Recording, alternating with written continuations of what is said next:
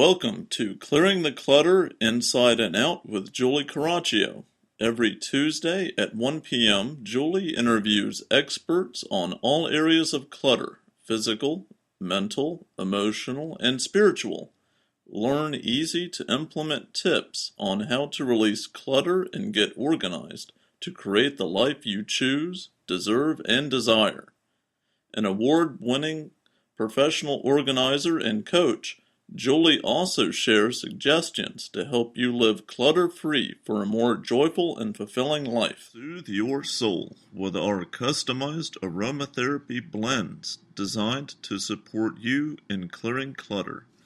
Our unique blends include space clearing, Zen mind, serenity, awareness, natural awakening, loving kindness, gratitude, forgiveness, blissful balance, and present time, which will become your favorite.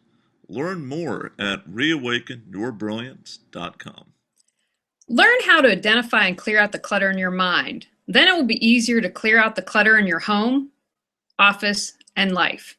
We're opening up the archives for an interview from Reawaken Your Brilliance.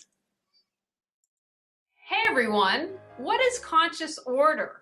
What is mental clutter? If you're trying to lead a more spiritual life, how can clutter be affecting you? We're going to talk about that and much, much more tonight.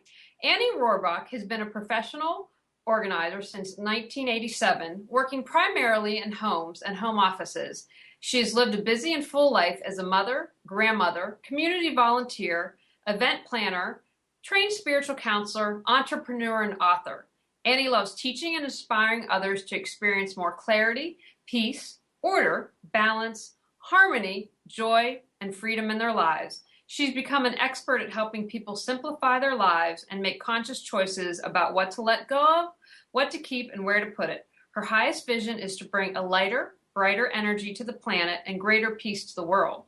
Annie wants people to be happy and feel better about themselves and their surroundings. She wants her life to work. Welcome, Annie. Thank you so much. It's a pleasure to be here. Thank you. Well, I want to tell everyone a great story. I belong to Annie and I met through LinkedIn, and I saw her book and I was like, oh my gosh, conscious order. She totally speaks my language. I have to talk to this woman. So I wrote her and I said, hey, would you like to be on my show? And I said, look, it's just 10 minutes if I don't know you, just to feel comfortable. We ended up talking for like an hour, just completely hit it off. We're going to talk all good stuff tonight. And after reading her book, it is now my go-to book to recommend to people. But let's get started. What is conscious order? When you say that, what do you mean? By that I mean when we are more aware, when we're more conscious of where we are and where we want to go and what's keeping us stuck and why we're not getting there. When we become more aware of all that, when we become more conscious of that, and learn some tools, we can create the order and peace of mind that we desire. Fantastic. So what made you decide to write the book? And talk a little bit about your background, because you have an interesting background. Although you're an organizer, you're also a trained minister, spiritual counselor. I want to make sure I say the right thing. What prompted you to write the book? I had been an organizer for many, many years, and a lot of people kept saying, Annie, I have such a hard time getting rid of things. I have so much, and I simply can't get rid of it, and it's so hard. And so a colleague and I were doing some personal and spiritual growth and learned some principles and tools, which we combined into our experience as organizers, and we created a class called Letting Go and Lightening Up in your mind, your home, your office, and your life. And we started teaching this back in 1999, and kind of we're making it up as we were going along, but it became so powerful, and people were so transformed by looking at their clutter in a different way, by looking at themselves in a different way. And they kept saying, you've got to take this out into the world. It just means the world to us. And I taught it for many, many years and taught other organizers how to facilitate the classes. And then one of my mentors said, Annie, you must write a book. It's the gift that the world needs.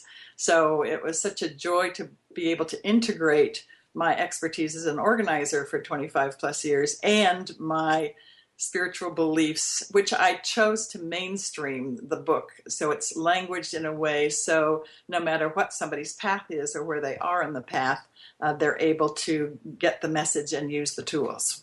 You know, it's interesting. I just posted on my personal Facebook account on Monday because every year I do an annual purge. And Uh-huh. I started a little early this year because I was working with a client and it kind of motivated me more because it was a very intense job. We were doing the entire home. And within 2 weeks it was done. And again, maybe it's 15 minutes here, half an hour there, 10 minutes. But what was interesting to me is the response I got on Facebook, and people are like, oh my gosh, what a great idea. I'm going to share that.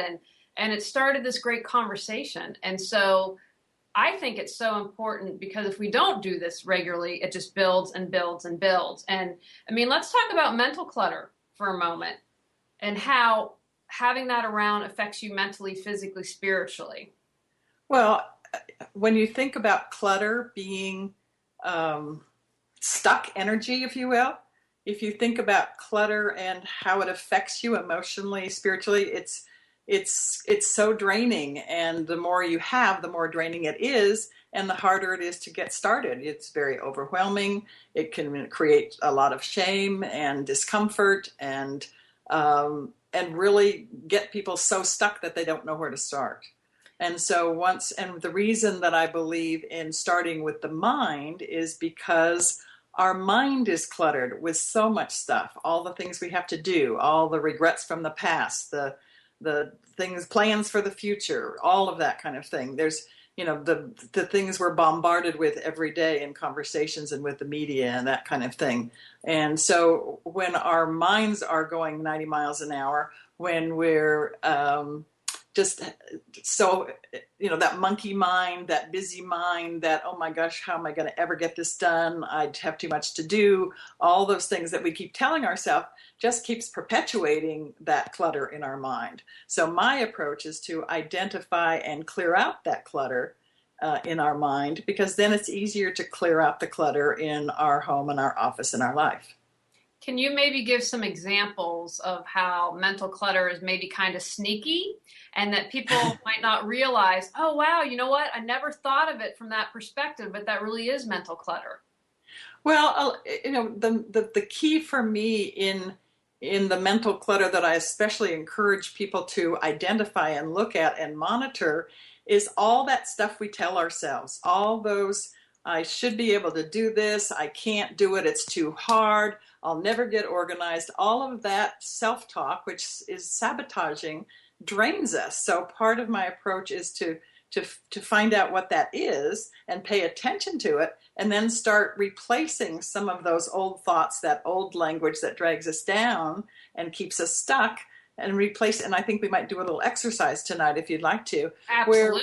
where we can start replacing those old thoughts that have kept us where we are and not moving forward, to thoughts and words and things we say to ourselves that encourage us and move us forward and uplift us. Now, organizing is all about making decisions, and that's where a lot of people get stuck. And it's kind of ironic that I ended up having an organizing business because I was called the indecisive one in college. Yet, do you feel that it's the mental clutter that causes people to become indecisive and that's where they get stuck, or very much so, but I don't want to gloss over the fact that piles of clutter are piles of postponed decisions. Organizing is about making decisions, and it was Barbara Hemphill, who's one of our veteran organizers and former president of the National Association of Professional Organizers, who first introduced that concept to me. Piles of clutter, whether it's paper or stuff, are piles of postponed decisions.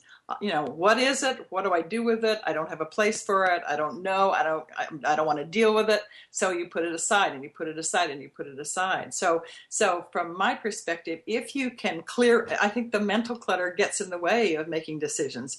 Anything that makes us feel awful gets in the way, and most of that is mental. So if we can clear out our mind and have a clearer, so there's more space in there to get clear on what's important to us and what we really want to perpetuate, what we want to experience, then it's much easier to make those decisions and decide what to keep and what to let go of, and begin to alleviate the burden of the clutter, alleviate the shame, the embarrassment, which is also draining, and alleviating the fear. There's so many things tied to clutter. Yes, a clearer mind makes it clearer decisions, which creates clearer spaces.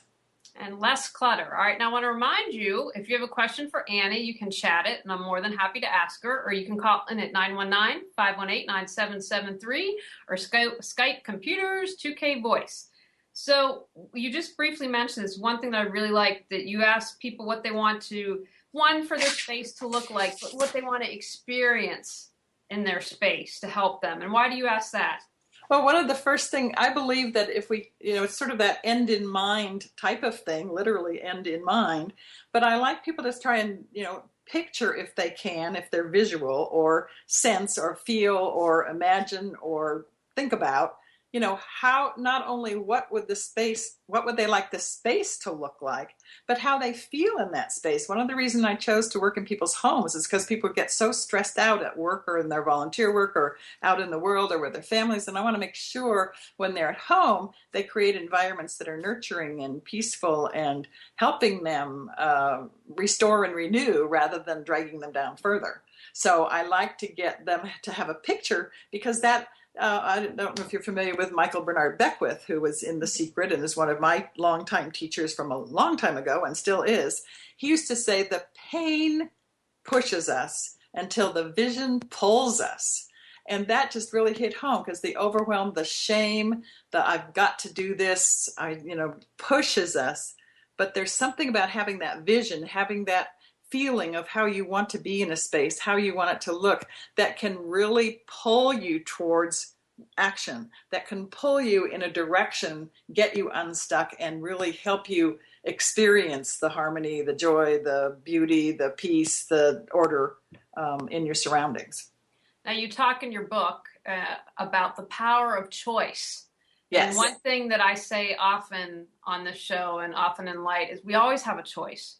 Every single moment, we always have a choice. Some people say, no, I'm stuck in my job, I can't stay. And I'm like, no, you're making the choice to stay. And I think that that's a big perception, that sometimes when people have that aha moment, and I'm talking from personal experience, I'm like, oh my gosh, I do have a choice. So talk about it in how you talk about it in your book.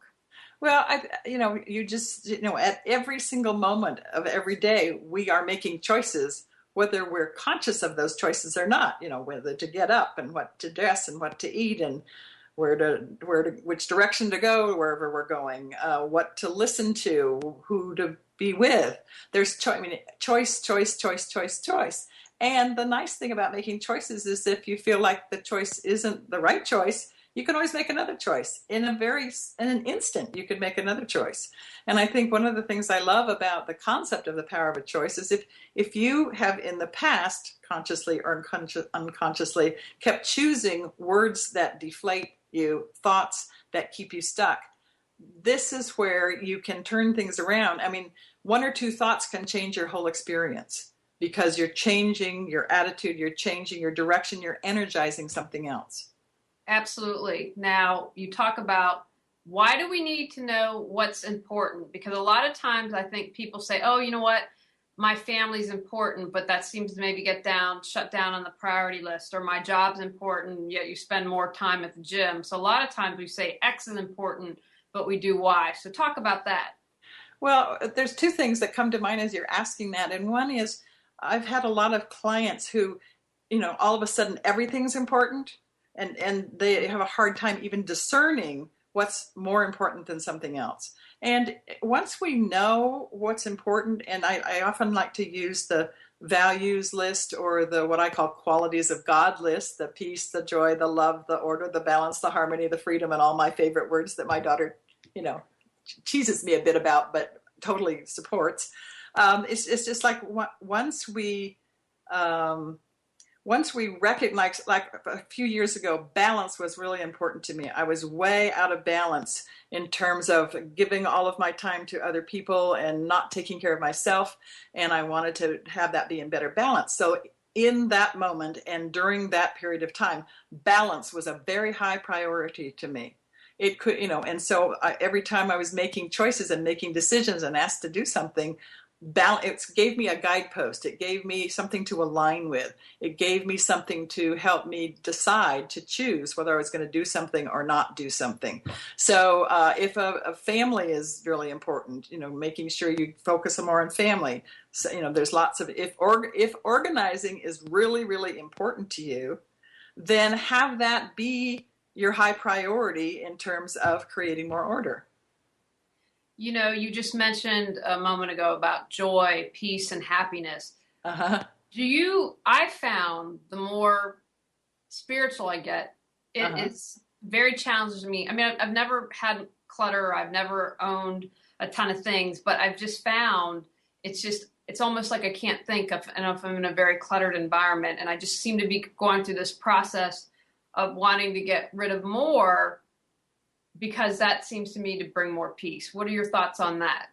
I totally agree with you. However, different people have different levels of comfort. Some people don't like to have anything out, don't want to see any clutter at all, or they want nothing on their desk. Other people, I'm very visual.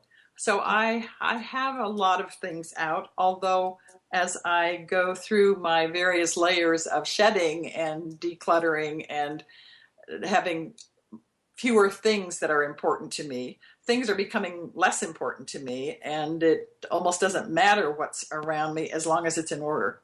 But different people have different levels of comfort. So I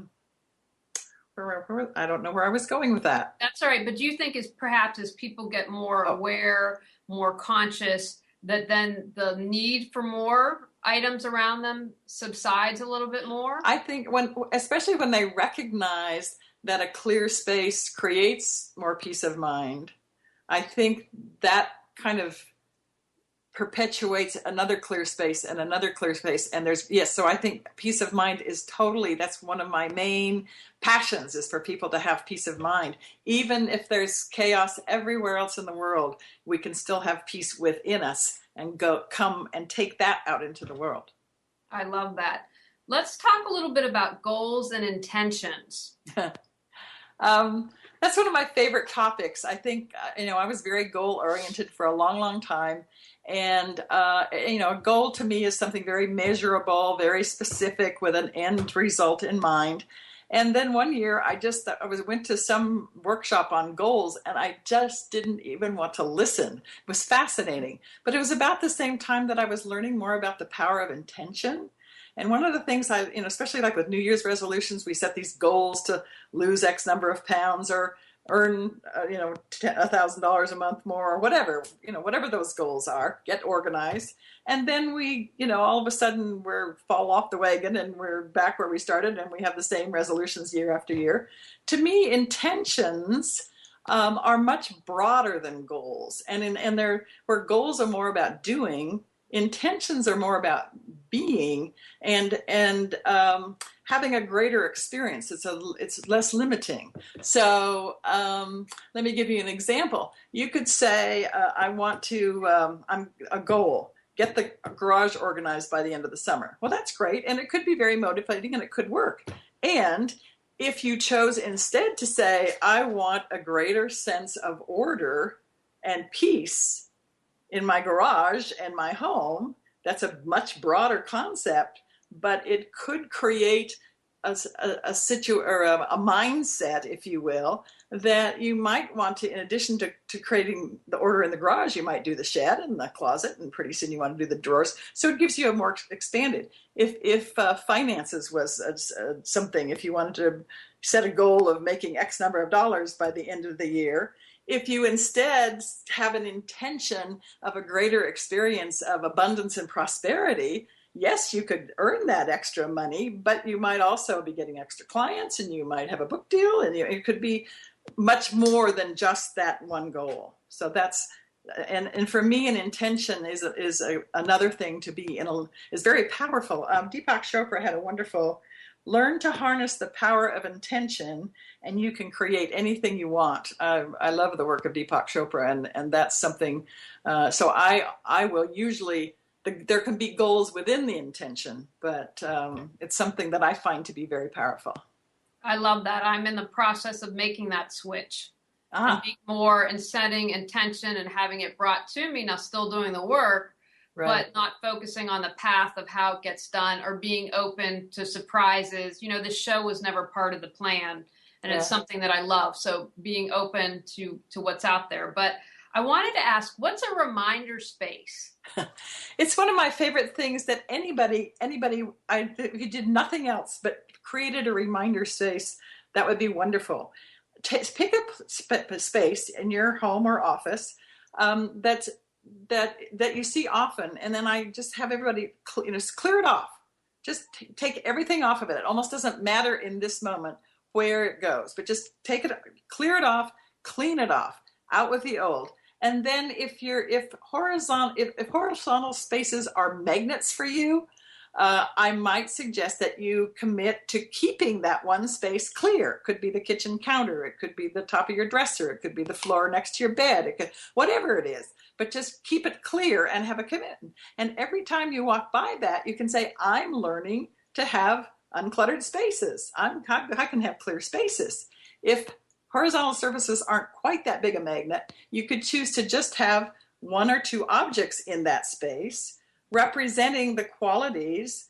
If you wanted more clarity, you could have a crystal vase. If you wanted more beauty, you could put a rose in the vase. My daughter, when she was looking for a relationship, had two of something on her space. You can call this, I usually call this an altar space, but I was mainstreaming this to a reminder space or an affirmation space. But every time you walk by it, it's a reminder that you can do things differently and that you are beginning that process. So it can be very powerful and effective if you choose a space that you usually pile stuff on and really commit to, and just play with this and try it, see what happens. I love that. And the other thing you talk about in your book that I think is a really useful tool is a mind map. So can you tell people what that is who might not be familiar? Well, it's a great tool to take a lot of information and put it into a format that is workable, especially for those who are visual. Sometimes it works really well. I often will do a mind map with a client. I will ask them, I start with the center of a piece of paper and ask them what they want to see, how they want to feel in their space and what they want to look like. And I write down those qualities: uncluttered, cozy, beautiful, nurturing, inviting, whatever all those qualities are. And then around the mind map, I will write down the different spaces in there. And I work mostly in homes, so the different spaces in their home. And then we use the mind map to write down, in the kitchen, the cupboards, the pantry, the whatever, in the garage, in the bedroom, So it's a way of capturing a lot of the projects, and they can use that as a guideline. But at the center of that, which I often draw a heart around because I'm very hearty. I never said that before. Anyway, they use it as a guideline because it helps it. They start each project with those qualities that are part of the vision of what's important to them and what they want to experience. So I use it in that way. You can use it for brainstorming, just getting thoughts down without any particular order. It's very effective, and I have a lot of samples of them in my book. One thing I loved in your book, you discuss about living in the past and present and fear and how that relates to everything. So talk a little bit about that. Well, Eckhart Tolle's book, The Power of Now, was a very powerful book for me because it kind of validated what I had learned through my own growth. I mean, you can't do anything about the past other than what you're thinking about it and how you respond to that, or how you hold on to that, or how you view it. You can't do anything tomorrow yet because it's not there. The only time you can do anything, the only time you can make a choice, the only time you can take an action is in the present moment. And so I really encourage, and there's lots of tools in my book about getting into the present moment. And it's a real challenge sometimes. I also want to just say something. To me, it's not black and white either or. If we can be in the present moment 10% of the time, that's better than none at all. And pretty soon as we practice, oh yes, I don't want to go back there. I don't want to think about that. I don't want to react that way anymore. I want to look at this differently. Then pretty soon it's 20% or even 50% of the time, because that's where the power is, that's where the action is, that's where the choices take place. And our mind can run us way back or way forward and into, chaos. So that, and there's so many wonderful ways to get into the present moment. No matter where we are, we can take a deep breath.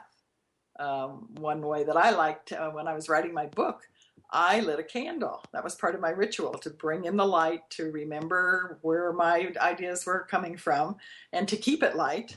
And there was only one day when I had a hard time writing, and I was just like, well, this is interesting. Nothing's flowing, and I realized I hadn't lit the candle. So so. But that the candle keeps me present. I have a candle going when I'm teaching classes. I often will suggest to my clients that they light a candle when they want to do their organizing projects. But taking a deep breath, we can do that driving down the freeway. So that's a great way to get into present moment. That's where the power is. That's where we make the choices that make a difference. I love that. I recently monitored my thoughts for 24 hours and I thought I was going to go insane.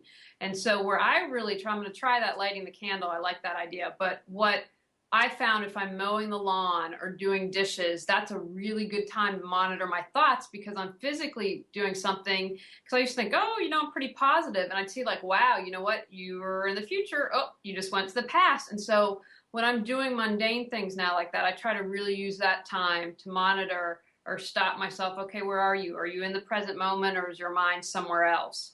Yeah, doing the dishes is a great example, because, we're usually doing the dishes to get to something else. But if we can do the dishes to simply be doing the dishes and notice the suds and notice the water flowing, and another great place to, I guess we're getting into meditation here, but in the shower, using the shower as a metaphor for washing away anything that doesn't serve us and bringing in the energy to move us through the day in the flow of things.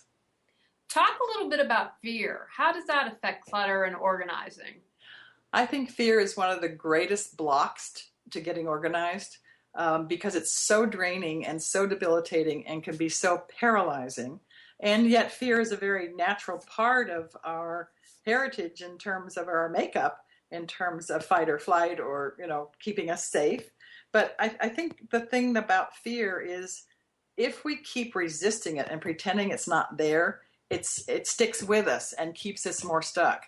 So, what we resist persists. Mm-hmm. So one of the things I suggest, whether people are afraid of an organizer coming in and get rid of everything, which is not the case, or afraid that if they get organized that it'll go back to being disorganized, or afraid they'll never get organized, or afraid they won't be able to maintain it. I don't know. There's lots and lots of fears.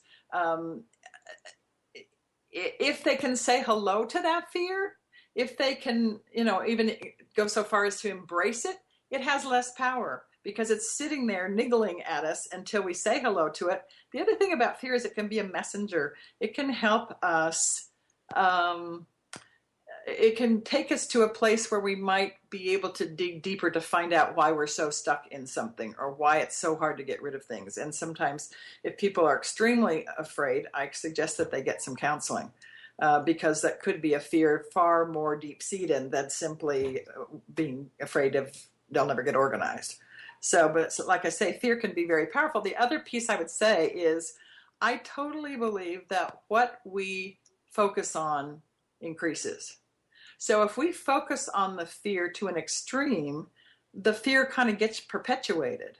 If we focus on the clutter and only focus on the clutter, that can stay stuck. I love what Wayne Dyer says. He says, if we focus on what we really, really don't want, fear, clutter, whatever it is, then we're going to get more of what we really, really don't want. By the same token, if we focus on what we really do want, we're going to get more of what we really do want. So if we focus on the order we want to create, if we focus on the peace of mind we want to experience, we're going to start energizing that. So again, we're always at choice. If we're going down one road and we want to go down another, we want to switch gears or switch thoughts, we can be more mindful of what we're energizing. And just, do I really want to energize fear? No, I want to energize hope. I want to energize order. I want to energize harmony, freedom from all this. So fear becomes so paralyzing that I really encourage people to pay attention to it and then see that there's light at the end of the tunnel and that they can get through that fear. Would you mind if I share an experience that I had with a client that might help people? That's kind of, because you're saying say yes to the fear. I was working with a client and there were a stack of papers. And I said, okay, what's this? And she said, oh, those are things I'm going to send to people. And I said, well, okay, well, how long has it been here? 2 years. So as we continued the conversation, what she figured out is I'm saving these to send to people because if I don't stay in touch and send them things and they won't remember me and then they won't love me. And when she was able to voice that, she was like, oh gosh, that's nuts, and was able to let it go. So it's kind of doing that legwork you were talking about earlier as she faced the fear, realized, you know what, that's not a legitimate fear, and then got rid of it. Yeah, that's great. You know, the simple act of saying hello to something can allow it to disappear, allow it to dissolve. It's pretty amazing. Can you maybe give some questions if someone's like, okay, I'm ready to purge some things, but if they're really challenged, like, oh, I don't know if I want to let go of that, what questions would you suggest to them that they ask? Are you talking about things or papers? Well, either, whatever you want to contribute. If they're like, okay, I'm going to declutter my home, but I'm stuck. I really want to purge, but I think I need everything. What would you say to maybe help there's them? a lot of questions and suggestions in my book, but my 4 favorite questions to ask are this, especially for things. This would be for objects. Is it useful? Is it meaningful? Is it beautiful? And more importantly, is it life enhancing? If there's a teacup from your great aunt so-and-so and you didn't like great aunt so-and-so, you might want to let it go. If you know, and the other part of this is how much do you want? I love to have people create spaces for things. I can have as many books as will fit in this one bookcase or these 3 bookcases or whatever they have room for. You know, creating a container for things.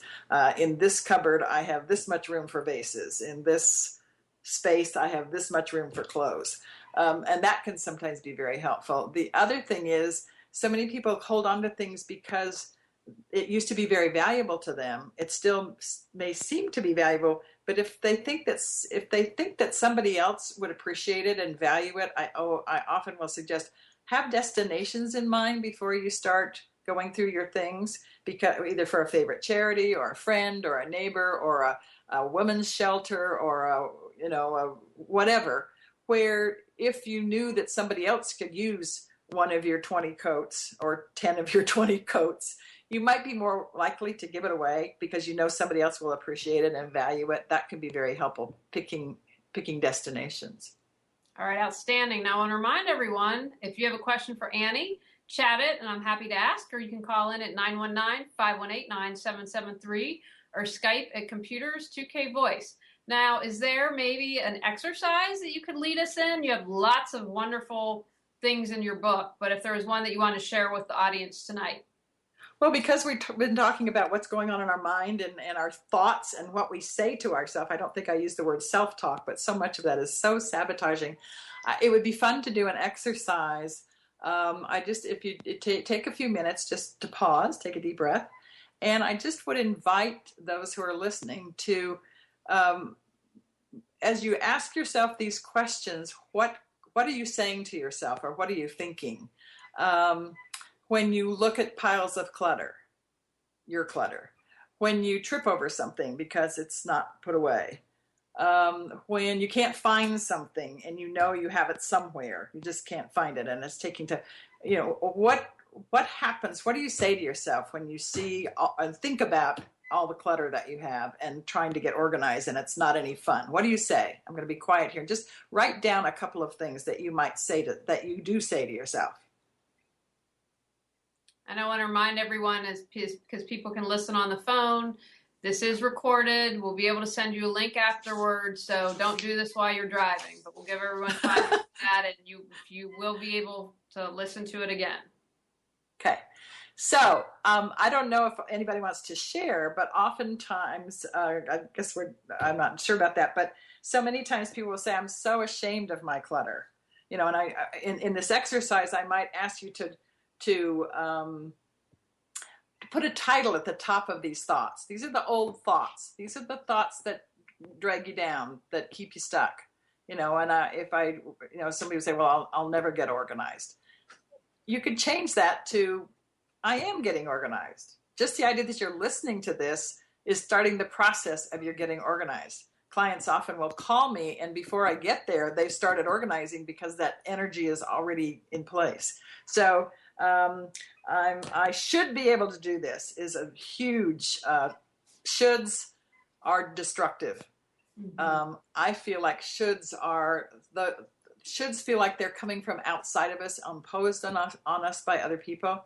I suggest changing I should be able to do this to I could do this, because that means that you're at choice. Somebody else isn't choosing for you. So that's a big one. If you have any, I should be able to do this in there. What's the matter with me? What's wrong with me? I can't let go of anything is a really good way to stay stuck, because if you keep telling yourself you can't let go of anything, then you're probably not going to let go of anything. So I'm beginning to let go. I'm learning to let go. I'm learning to make choices so I have less clutter. You can kind of play with that and see what works in your own words. I'm just giving you some examples. I'm so ashamed of my clutter. Could be I'm letting go of the shame. And that's anything you say after I am is very powerful. It can perpetuate whatever you say afterwards. So that's where changing those old thoughts, I'm trying to think of some other examples. I don't have enough time is one that many people say. I've said it myself. Yes. So I have this little candle sitting here. There's plenty of time and each moment counts. So, we can't do time 24 hours from now. We can only do time now. But if we keep telling ourselves we don't have time to do this, we're not going to make time or take the time. Can't make time. We take the time. Anything else you can think of? What goes through your mind? Oh, you don't have any clutter. Well, you know what? No, I mean, there are challenges. Like I laugh. I get hung up on beauty samples because I'm a sucker. If you walk by the counter, this will take a wrinkle away, I'll try it. And so that's something I have to keep on top of, because that can get cluttered really easily. And so what I asked myself is, does this represent who I am or who I want to be? Which could be beneficial. Yeah. Okay. Yeah. I like that. So use it that way. So, part of this is just paying attention. I would encourage people to just monitor for the next week or so what your thoughts are, and see if you can create a new thought that makes you feel better. Because when you feel better about yourself and you're telling yourself nicer things that make you feel better, it's much easier to create the order. It's much more fun. People say, how can it be fun to organize things? Well, I love it. And I get my clients to have fun too. So that's a good thing. Got to keep it light. Yes, no, absolutely. I think that's so important because, as you point out, a lot of people have shame or fear or whatever it is around that, and they think they're going to be judged. And, none of us want to be judged. Right. Well, and I don't want to diminish that shame or fear or embarrassment or whatever either, because it's very real. And there's a way to work through it. Saying hello to it is part of it. But there is hope. There is light at the end of the tunnel. There is a greater possibility. Absolutely. How could we look at clutter from a different perspective? I'm not an expert in feng shui, but I've learned enough about it from colleagues and classes. Feng shui can sometimes help us, and this is on a very beginner's level, but feng shui is the art of placement, the art of the flow of energy in spaces, and different spaces have different qualities, relationships, prosperity, this kind of thing. And sometimes if there's clutter only in a few spaces in somebody's house, I will see that there's a lot of clutter, for example, in their relationship corner, which is if you're in the room, it's kind of the far right corner. And so I discovered that there's problems with their relationship. And so when we move the clutter out of there, it seems to get that moving better. So that's one thing. And again, that could be a whole separate session, which I think you've done sessions on feng shui. The other thing that I have found, I truly believe that there is something greater than we are, whatever you want to call that, source, higher power, divine presence, universe, whatever.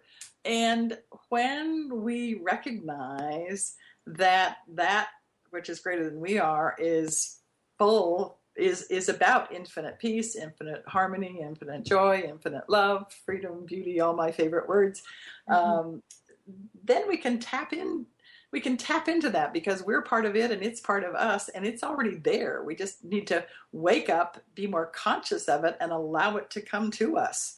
It takes away the efforting. We certainly can take action, but if we allow that greater source to inspire us, to help us clear things out, to give us more creative energy, I think that can be very powerful. I agree with that completely. Now, let's jump. I want to add on to that, because at some point in your book you talk about this. What do you mean when you talk about the power of the mind? Well, I think that's basically what we've been talking about most, is that our mind is a powerful tool.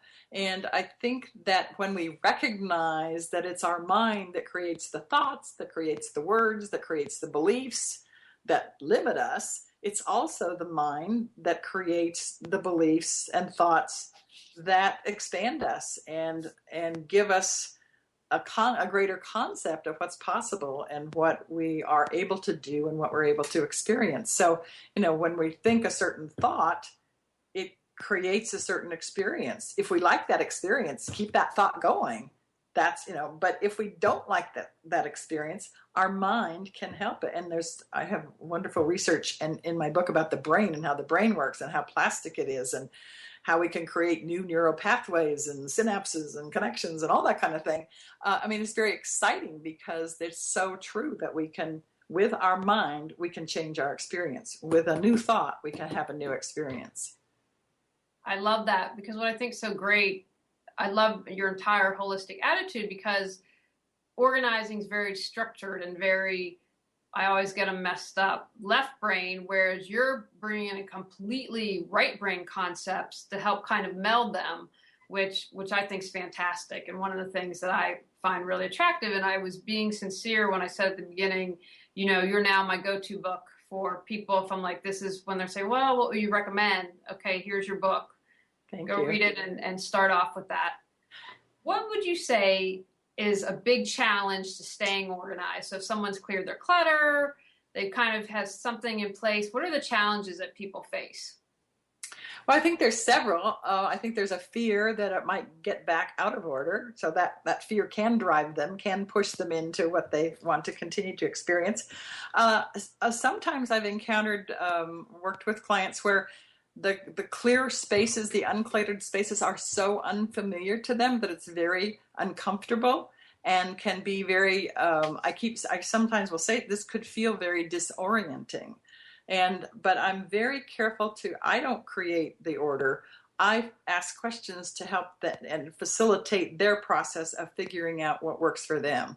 I really encourage people to tune into their own gut, their own wisdom, their own guidance, their own intuition, whatever you want to call all of that, and really be, mindful of what is going to work for them. Yeah. I want to talk a little bit, and we'll talk about something that your project you're working on me with, but how do we simplify our lives more? Some of the things I really like that you talk about in your book were finding balance, self-care, and planning. So could you touch on each of those?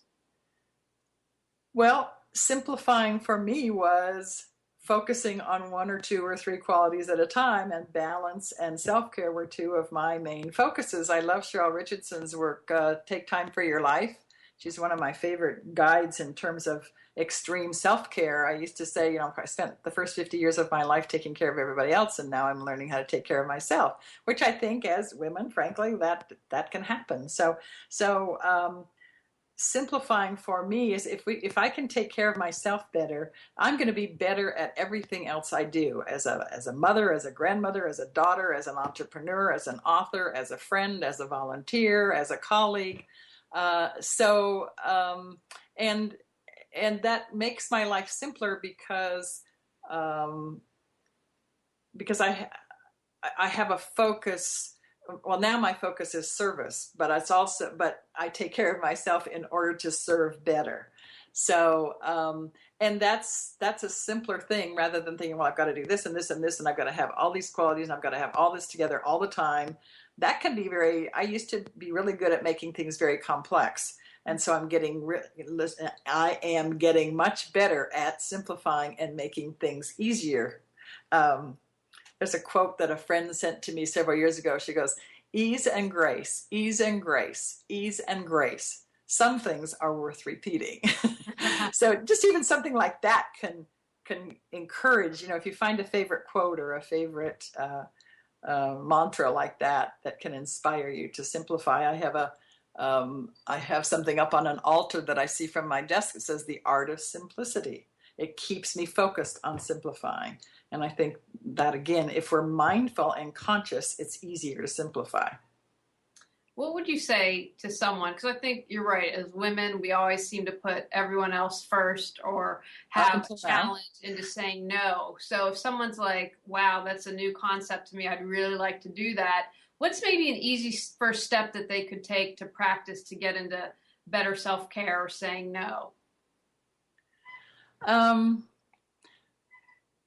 Be willing to put yourself first. I was trained to never start a sentence with I and never put myself first. Was grabbed from I run to the front of the line, and that's a long story. You don't need to get into that. But giving yourself permission to put yourself first could be a huge first step, and that might just mean doing something first thing in the morning, the first part of the day, that is about self-care, whether it's taking a nice long shower or a bubble bath or meditation or reading something inspiring. I think that can really set the trend of self-care and simplifying. And talk about planning, because that was something else that you had talked about in your book. Well, planning, I mean, there's all kinds of statistics like how much time you save if you plan. One of my favorite tricks, not only to keeping track of things, but there's maybe 20 projects that we have in mind or hopefully written down. David Allen, Getting Things Done, says, don't keep it all in your mind. Put it make a list on your computer or smartphone or on paper. But if we can keep all that clear, and I just lost my train of thought. Isn't that fun? Had 17 different, have you ever had that happen? 17 different ideas and 17 different tracks. What was the question? I had it earlier at the beginning of the show with my reawaken you thought, so don't apologize. It happens. Julie, hello? Julie, you have a call. Okay, we have a call. Okay, hi, who's this? Hi, this is Janie. Hey, Janie, what's your question for Annie? My front entryway, which would be the mouth of the key, my front door. The minute you open the front door, it's probably 4 feet wide. There's walls on each side, and right when you walk in the front are 2 folding doors that hold the furnace and the water heater. And you can go to the right into the living room, dining room, or you can go to the left into a bathroom and a bedroom. But you walk in that, it's probably a 4 foot by, or maybe a 5 foot by 4 foot space when you open the door. There's no place to hang a mirror. It's bifold doors with the slats. The energy just stops. And I don't know how to make it flow. Do you open those doors very often? The front door? No, the living doors that hide all that. No, they're closed all the time because they have and right behind that, my house is a circle. So the furnace and the water heater and the closet are right in the middle there. Okay. What if it's so important to have something when you walk in your house, when other people walk in your house, that makes you feel good. And obviously that doesn't make you feel good. I'm glad that you recognize that, become conscious of that. I would find a beautiful piece of fabric. Look at the fabric behind Julie, or something that makes you feel good. It could be a tapestry. It could be um, something that's easy to move. You could even put it on a rod so that you could swish it to the side when you have to get into that closet. But if you hardly ever get in there, I would put something there that makes you feel good. Colors that make you feel good. A batik or something. A batik comes to my mind. But you might just explore, go through the fabric store and see if you find something, or look online to see about a tapestry or something. Would that work? Yeah, it works. There has to be airflow in there. That's why there are slats in the bifold doors. Okay. But I suppose so I a could really hang... thin, fabric, even gauzy or swishy or goddessy or something. I would look for something, because especially if you have fabric, then it's going to go floor to ceiling, or at least cover up those doors. I just want to make sure it makes you feel good, because it sounds like that's really depressing. Maybe I can hang crystals off of the slats of the louvered doors, like Swarovski crystals. Would that work? Again, a feng shui person could probably answer it better than I, but you just want to have something that doesn't get into your mind and gnaw on you or irritating. That's another part of mental clutter. I've noticed the energy that people spend being annoyed or irritated, either at something they see or somebody's behavior, that can take a lot of energy out. So if you can, especially, do you walk in your front door most of the time? No one hardly uses the front door.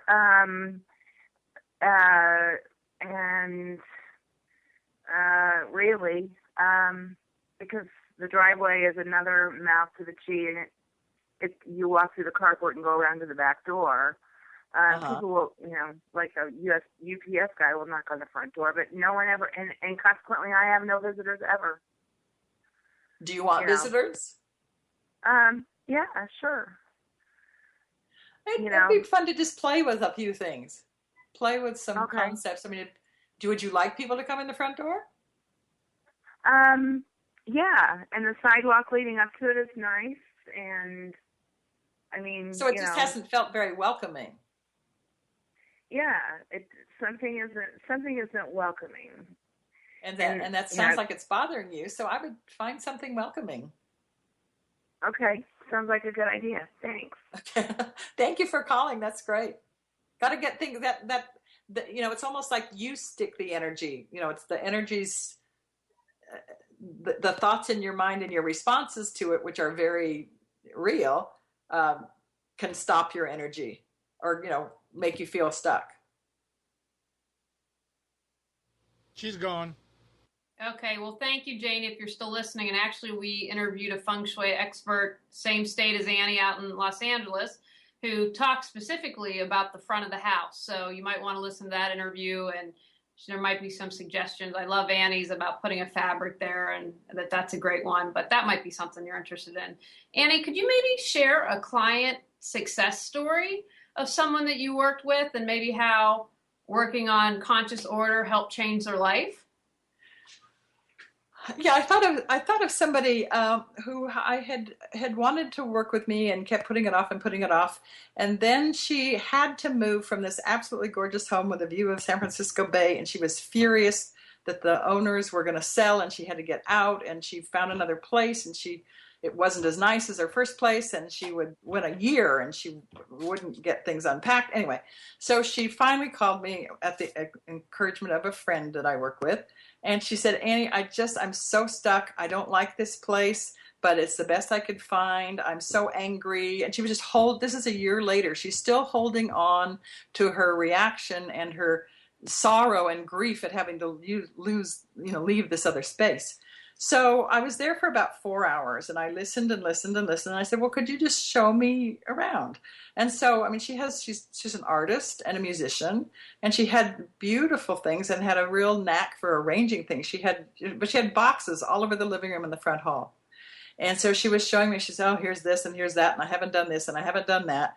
And, here's the, kitchen door, and here's the window. And I looked out the window, and there's this beautiful view of this garden, and you can see the bay distant. She'd never even seen that. Anyway, so and I was complimenting her on how beautifully she had arranged the pottery collection that she had. And, I was just kind of starting to point out things that I saw that were quite beautiful. Sincerely, she has a real knack. So then she says, oh, well, but how, it's just so hard. I can't do this. I said, well, let's take a break and have some lunch. And so during lunch, I asked her how she'd like this space. We were in the living room where there were boxes, and there were boxes in the entryway. What did she want this space to look like? And she gave me some words. And how do you want to feel in this space? I want it to be welcoming. I want it to be cozy. I want it to be artistic. I want it to be comfortable. And she kind of started, I said, well, what if we started, if that's what you want, I did a little mind map for her. I think we could create that. Do you want to unpack these boxes? Well, I started at, in the morning, we took a break for lunch. And in the course of 4 hours from the time I arrived to the time we finished, we unpacked all those boxes. She was so excited. She knew exactly where everything was going. She knew where she wanted to hang the rest of her pictures. And she said to me, this is really fun. So like from being such a drag and so caught up in the past to being open to exploring a new way to look at this and a new way to think about the vision, holding what she wanted to experience in this space. And she wanted to be able to have people over, and she hadn't had people over. And, all of a sudden, 4 hours later, she's like, this is amazing. I love this space, and I, thank you so much. So it felt very good. And she was so troubled when I started, and her mind was so at peace when we finished. So that felt really good. I love that. Now, there are a couple questions I like to ask each guest. The first is, what advice would you have for someone who's struggling right now? Maybe they are surrounded by clutter, or they're going through a divorce or lost a job. What words of wisdom would you have for them? Transitions are so hard and such great challenges and I often say to people, if you haven't done something yet, it could be because it hasn't been the right timing. And that can sound like an excuse, but when we're in the right frame of mind, then it's easier to do things. So, even to just take a baby step of, instead of saying this is hopeless, I'm never going to get this done, to just say, I am beginning to get organized. I am learning how to, I'm going to clear this one space. And there's something about clearing one space, and whether you keep it empty or just put one or two things of meaning on it, that kind of shifts the energy, and pretty soon you want to clean another space because you like the feeling in that first space. So, just to clear that one space might bring, even if they don't understand it, even if they don't think it's going to work, be open to the possibility that it might work. I love playing with words. And if you look at the word impossible, it also, if you look at it from a different perspective, it says, I'm possible. Okay, excellent. We had our great hallelujah sound effect there. Now, the other question I like to ask people, you've given us lots of wonderful tips tonight, but what one step can people do right after the show, before they go to bed, or tomorrow morning to reawaken their brilliance?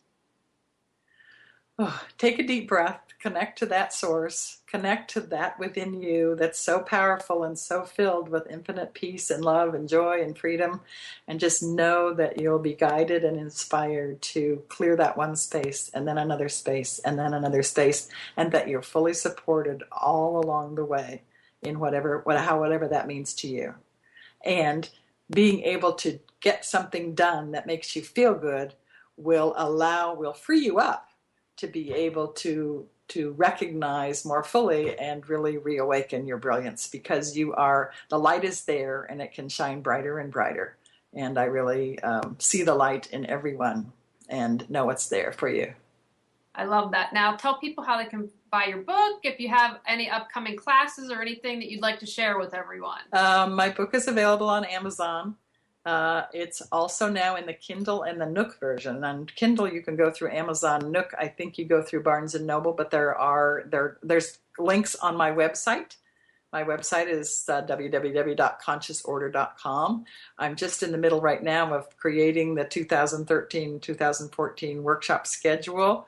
And I also, if you'll sign up on my website for my complimentary newsletter, I'm going to create some study guides for the materials in conscious order and start teaching online, hopefully in 2014. We're about to move. So right now I've got my highest priority is getting things in order to move. So that's going to put off my workshop and study guide creations till probably the first of the year. But keep track, and there's lots of tips and things in there.